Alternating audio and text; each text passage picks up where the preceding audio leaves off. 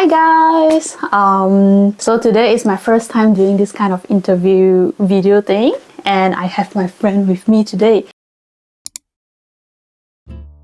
We will speaking in very random language because English is not our native, but you can always turn on the subtitles. Okay, so Andriani, can you give us some self-introduction? Yeah, sure. Hi, my name is Andriani Carolina, but in Japan people call me Dori because it's way too long for Japanese to call my English name. But if you ask me why Dori, because in Japanese, Andriani become Andoriani. So Dori. Dori. Yeah. Okay. Yeah. So where are you from? So how to answer? I don't know if you can see, directly, can you guess where I'm from? But did you guess where I'm from the first time? I think so. Really? Because of your name. Okay. Yeah. Oh, that's because of really your obvious. name, and then I was like, yeah, Okay. Yeah, I'm from Indonesia. So actually, both of us know each other from language school. Yeah. And Last year. No. Hey, no, okay. Last 2 years. I was still in 2023, guys.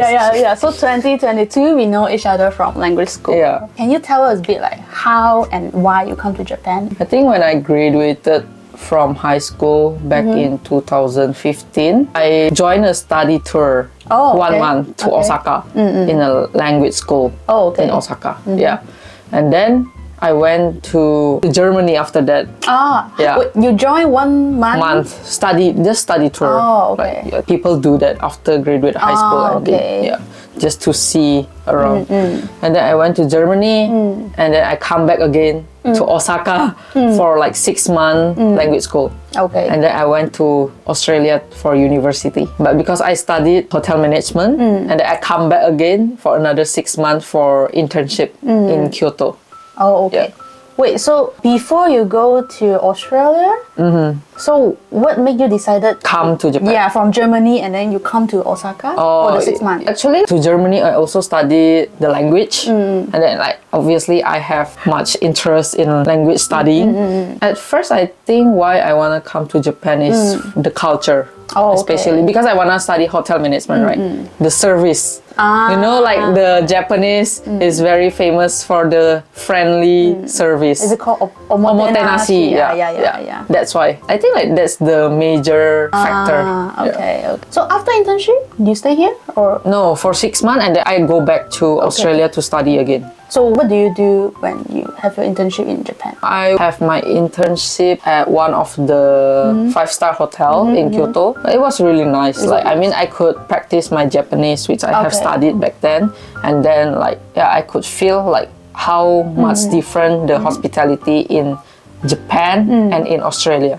Oh, but I want to ask, so I think that time your Japanese is not that good, right? Because you didn't really study that long.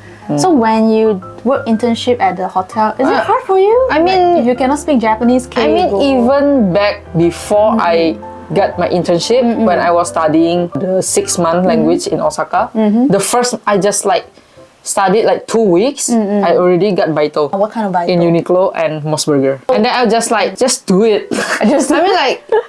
I think they also hire me because I know many languages like Mandarin, Indonesian, English.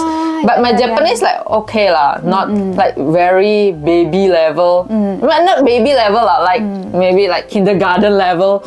But they teach me a little bit. So I just go with the flow. But when you do internship in the hotel, is it reception or waitress kind of? Do you need to speak a lot of Japanese? First 3 months lobby lounge, so I need to serving, explaining menu. But last okay, so that time did you memorize some phrase? Okay. So the Keigo things. But when customer ask you back something, sometimes just use baby have, Japanese, still can communicate lah. Yeah. Because they know you are foreigners. Okay. And then the next time you come back is in the Tokyo, how we met. Yeah. So that time why you come back again? Because my second internship, I want to come back. but like the timing and all the hotel arrangement for internship, the timing was off. And then I just decided to get my internship in Australia. That was when COVID happened. And then I got back to Indonesia, and then I have been wanted to come back to Japan like for so long, from like 2020 early. Just like polish the Japanese skill again. Try to and then like still want to experience the life here. Okay. That's why. And then COVID happened. I wait for 1.5 years, and then that one. Then we met each other. Okay. Yeah, I know you also do content on Instagram, right? And you kind of travel to a lot of places in Japan. Yeah. I mean, I also do content on my Instagram. And I remember when we first met in the language school, I was like so happy. I was like, oh, finally I met someone doing content too, you know, because I don't have like... I know that feeling. Yeah, I don't have like friend doing content also. So we kind of chit-chat a lot. And also we are like neighbor countries, so the language is okay, right? How do you think about life being content creator? At first, why you start to being a content creator? Do you remember? Oh, of course. How many years you have been? No. Just started when we met each other. Really? Oh, okay. So I mean, like before that, I did like YouTube video, like when coronavirus. But that one is like more like hobby thing, you know, because I like to video editing and stuff. And at the house, I do like art and crafting, and then I video.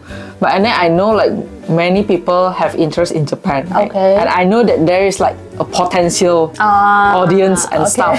And then that's why when I come here, I decided like, okay, I will do travel content while I'm studying. I also like have from previous years of traveling, I have like some clips lah.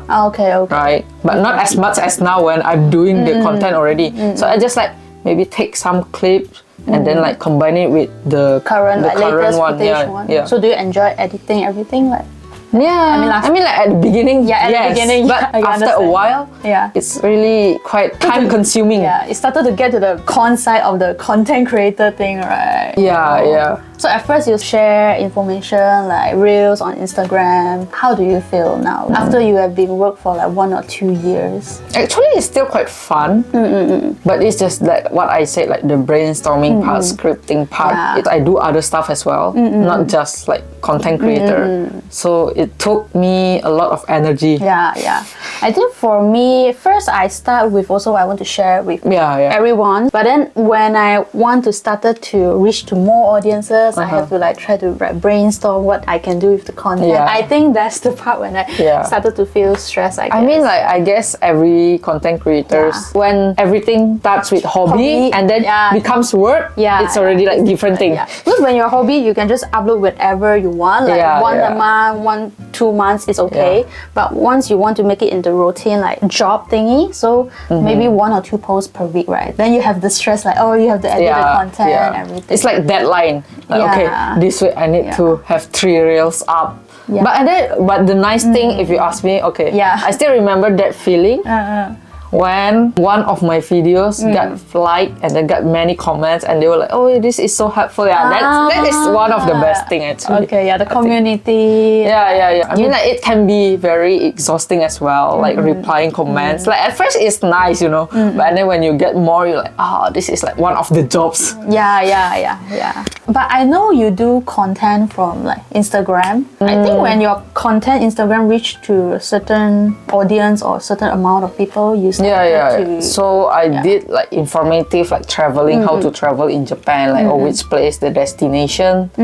That was when I had a student visa, and then I had a part-time at a travel agency. But then like some Indonesians reached me out through my Instagram to be the tour guide.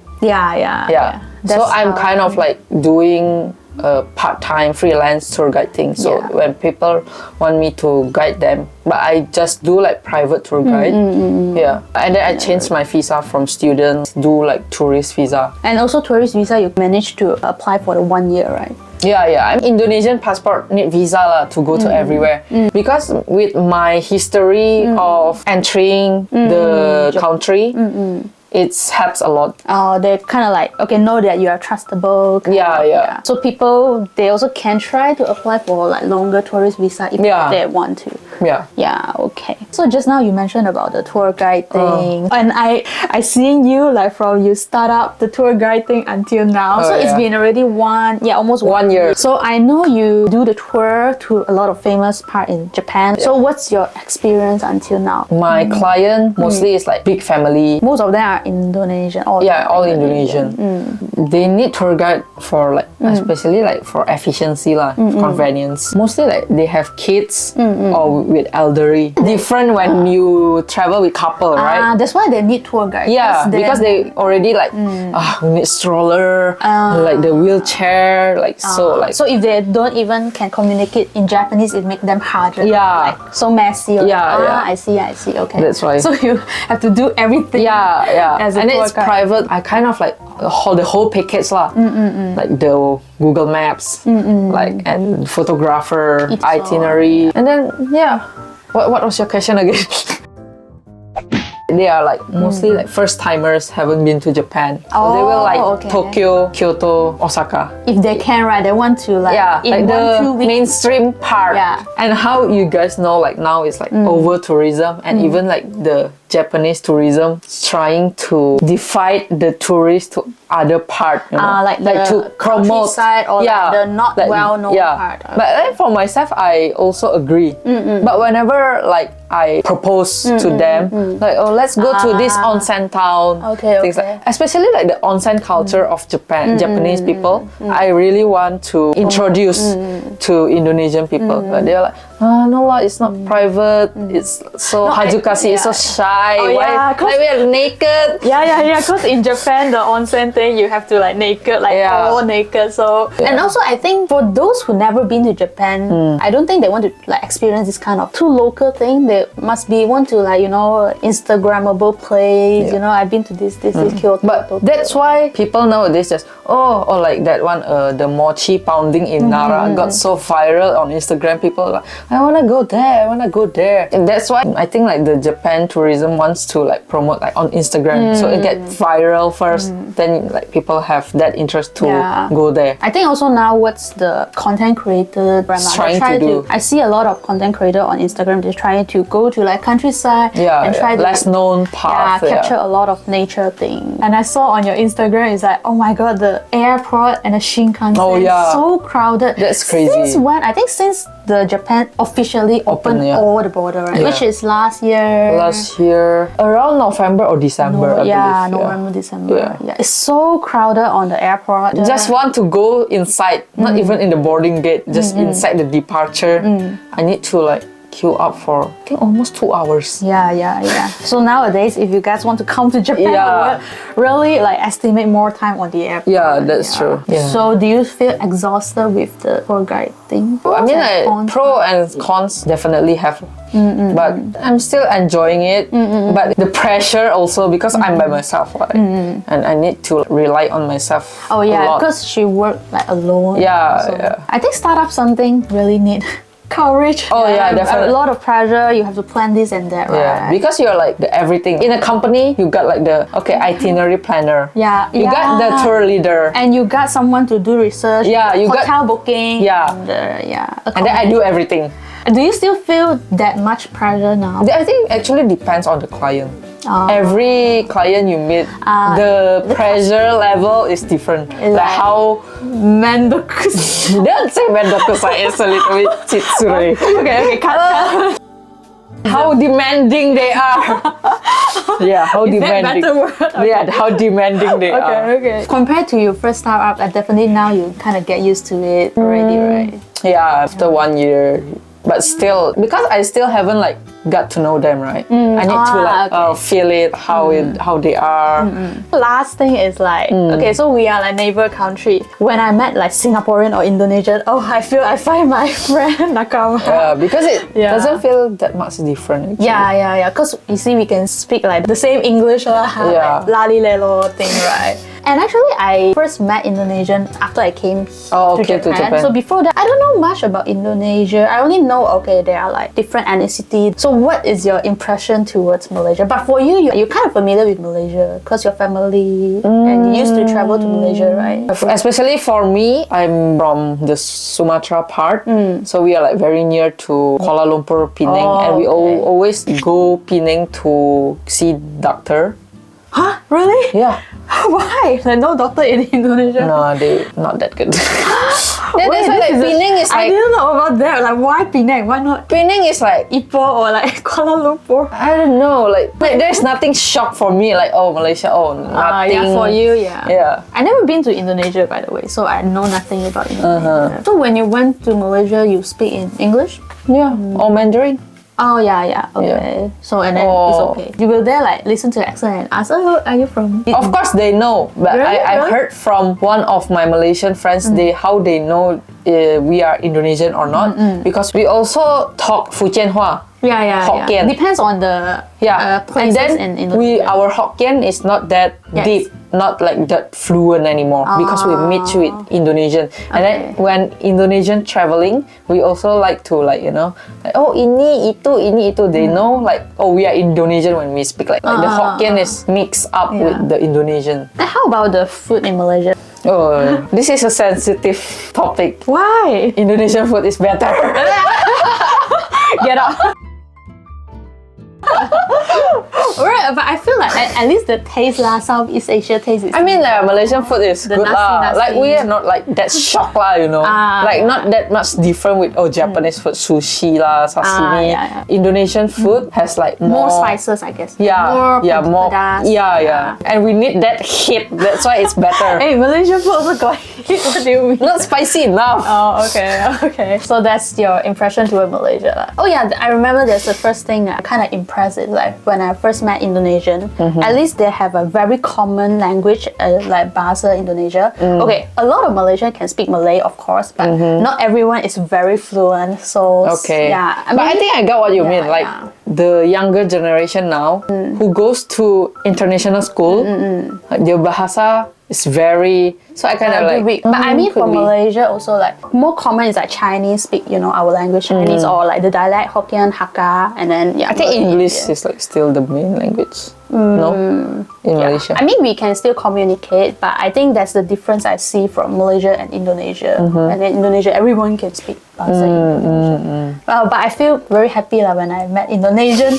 That's why you need I to can- come to Indonesia. Yeah, and I can for speak. once. I mean, my Malay is like weak after I left Malaysia. I didn't use that much, but I can use one word, two word. Apa khabar? Selamat datang. That's Terima why you kasih. need to meet other Yeah, Malaysian and No. practice your Melayu. No, I met Indonesian and practiced my Melayu. Of course, like we have like different lah. Yeah. But if you met like with other Malaysian, you will like okay, Yeah. your Melayu will be like much. I really want to better. practice more on my Malay. So yeah. Do you have anything to say to for those who want to come to Japan? I think definitely if you study a little bit, like of course the hiragana, katakana, like aisatsu, that's quite help Helpful. a lot.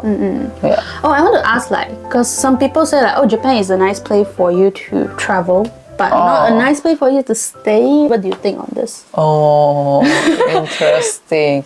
I mean, even for me now, because like the over tourism thing, traveling is also, especially if you're otaku and like you like all the Japanese culture thing, like the even like just the kombini, people yeah, are like very get excited about. Oh, yeah. And then like traveling is nice. And so I got like a few friends of mine who's just come first time. They are like very excited. And then like who already like come for 5-6 times still excited. But there are also people like they are already like the excitement is already like After you stay decreasing. for like few years. Not stay, like just travel.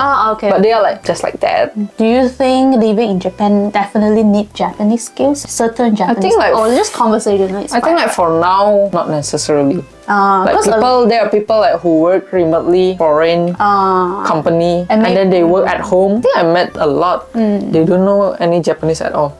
They still manage to survive. Okay, yeah, I have friends like that too. So Yeah. it depends on what kind of job, and also if you can know a bit like very conversational Yeah. Japanese, you can still live a life here. Yeah. I just went to Hokkaido, right? And I did take a course for snowboarding. I met the instructor is from England. Oh, okay. And she will be here for only like 4 months for the winter season. Okay. And So she is doesn't that speak for- any Japanese. So is like an instructor for maybe foreigner? Winter, yeah. Yeah. In explaining English. Yeah. Sometimes you can like be frustrated, you cannot speak the language, but you can Still always be- use the body language, you know. Yeah. If like the words you need to ask, then Google Translate it. Oh, yeah. Okay. But I mean, definitely in my life, having experience staying in Japan is the best decision. Oh, okay. Because when you travel, you also learn something, right? But when you stay at foreign country, you also learn. Oh, It's like okay. different way in experiences. in a different So way. if people want to like study abroad in Japan, even for 3 months, 6 months, Yeah. Even you just like 1 month. okay, recommend. It's like different when you're traveling for 2 weeks. Oh, It's very different. Okay. Yeah, that's true. I mean, I think the same thing too. So for people who want to study abroad or I don't know, work abroad in Japan, so just give a try first. If you don't try, you don't know. Well, it's like motivational speech now. Yeah, that's what my channel do. Okay, so yeah, that's all for today. Yeah. Thank you, Andrani, for joining my talk today. She also has her Instagram and YouTube, so you guys can check her out if you guys are interested. So bye bye. See you. Bye bye. Bye.